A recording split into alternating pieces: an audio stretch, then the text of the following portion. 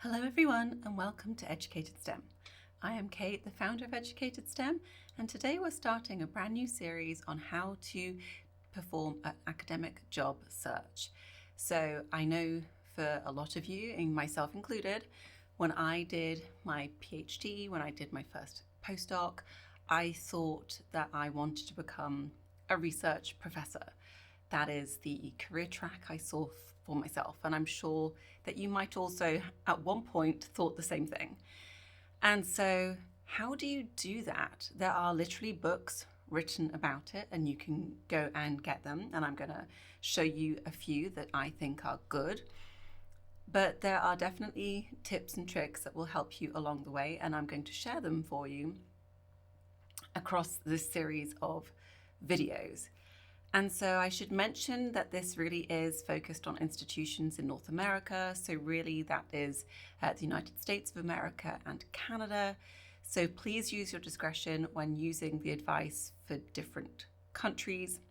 But regardless of where you're applying for, the application to become a professor, so if you're a postdoc, you would go in at a low level of professor. So that's an assistant professor.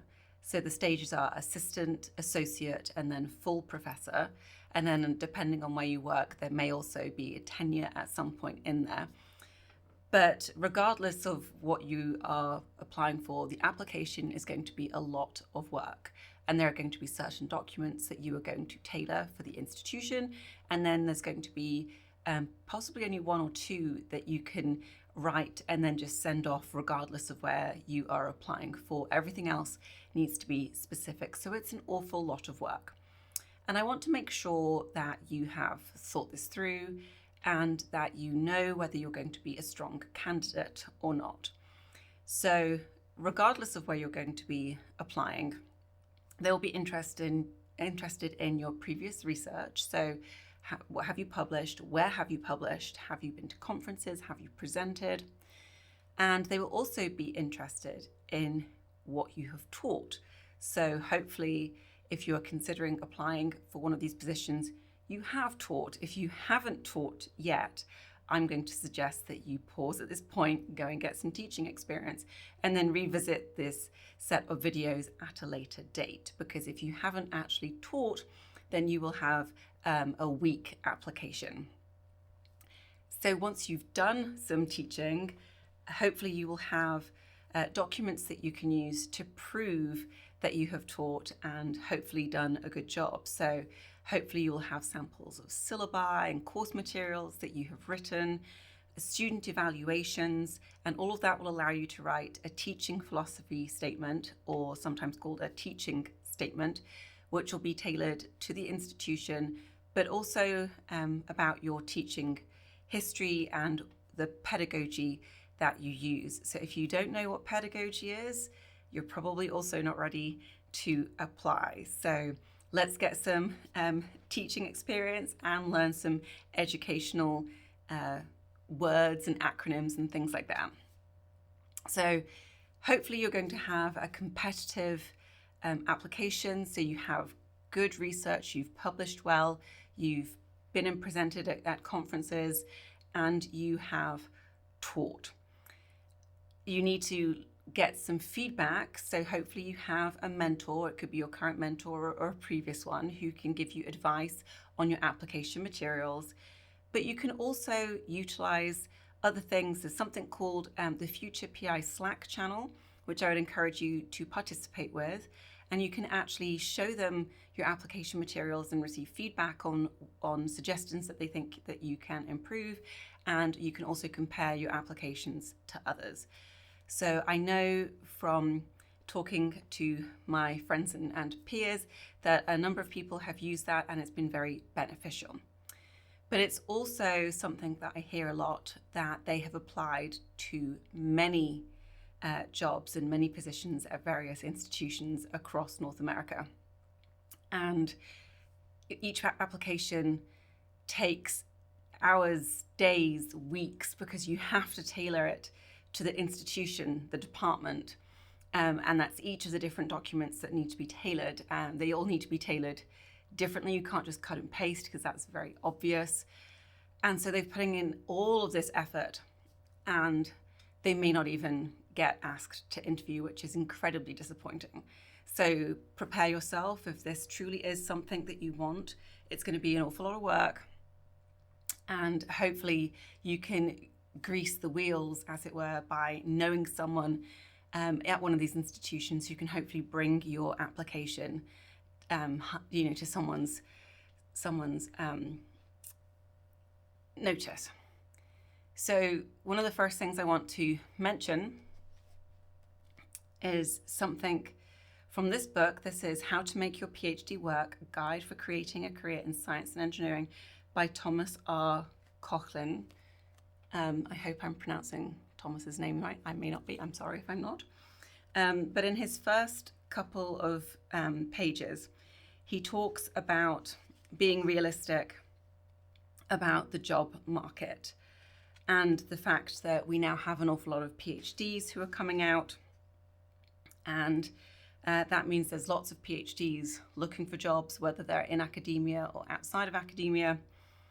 And he also talks about the fact that whereas the NIH budget has increased, the number of applications has also increased. Therefore, if you compare the success rates from a few years ago to now, you're actually going to be less successful because there are more applicants. So just to look at this, I'm looking at page 7 right now. So he says, this is for an NIH R01 grant, which is obviously one of the most prestigious awards that you can get. In 2022, there was a success rate of 22%. And in contrast, in the year 2000, so 24 years ago, because we're in 2024 now, the success rate was 32%. So it's highly competitive to get funding from the NIH, the NSF, or other funding bodies. And obviously, if you're going to become a professor, you need to have funding for your research. If you don't get funding, then you will not receive tenure. So think about whether you want to write grants. It's one of the reasons why I decided I really didn't want to become a research professor, which is ironic because when I began working in a graduate school, I actually wrote an awful lot of grants for the summer program and for the graduate school and students. So I actually wrote more than I thought I would ever do. And so do you like writing grants? It can be rather stressful, especially because your ability to remain at the institution and receive tenure will rely on whether you can get those grants. So just think about it. The question is, when do you apply? Luckily in North America, colleges and universities start posting their positions in the summer, so at the end of the summer. So August is a good time to look, and they will all kind of come out at around the same time. So you can work on them together, but you're going to need a number of documents. So your CV can be put to any institution. You'll have a research statement, you'll have a teaching philosophy statement, you'll have a diversity, equity, and inclusion statement. If you are applying for a school which has a religious affiliation, you may have a faith-based statement. And all of those need to be tailored to the institution that you are applying for. So it's going to take a while to put these documents together, get them reviewed by people you trust, make sure that you're putting in a solid application. And where do you find these job postings? So as always, I have a document that is available for download at my Patreon page. It will cost you a whole $3. So for the price of a cup of coffee, you can get my synopsis of how to apply for an academic job search with all the links and everything that I'm going to talk about in these videos. So you've got the obvious places to look for academic jobs. You've got higher education job boards, you've got the Chronicle of Higher Education, you've got Inside Higher Education. You've probably heard of all three of those. And then you have Higher Education Recruitment Consortium, and also Diverse Issues in Higher Education. So that's a great place to start. You then go into some different ones. So you've got Academic 360, Academic Keys. If you're into humanities and social sciences, there's HNet. You might be able to find positions on the National Postdoctoral Association job board. Professional organizations that you are part of will also have career sections and job boards, so you can look at those. The most time-consuming one would be going institution to institution and department to look for the career pages, but if there's specific schools and departments you are interested in, then that is obviously a good way forward. LinkedIn and other social media platforms often post open jobs. One of the ways that I used to see jobs, and this is going old school, is an email listserv. So I would get lots of emails from various people who knew me and things I'd signed up for, and somewhere in that email would be the various job openings. And then also your network. So let your network know that you are thinking about applying to be an assistant professor. Let them know that you're looking for opportunities. They'll let you know if they hear of one. And then obviously that will also begin, hopefully, your references, because these are the people that you might want to rely on to give you a reference for one of these positions. So I think that's enough to start with. So video 1 of how to do an academic job search and application.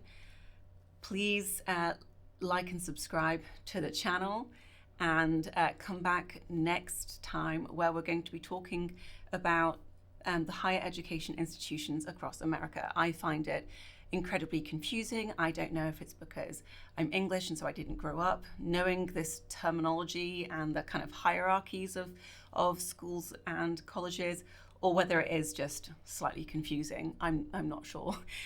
So come back next time where we'll be talking about that. So I hope that helps.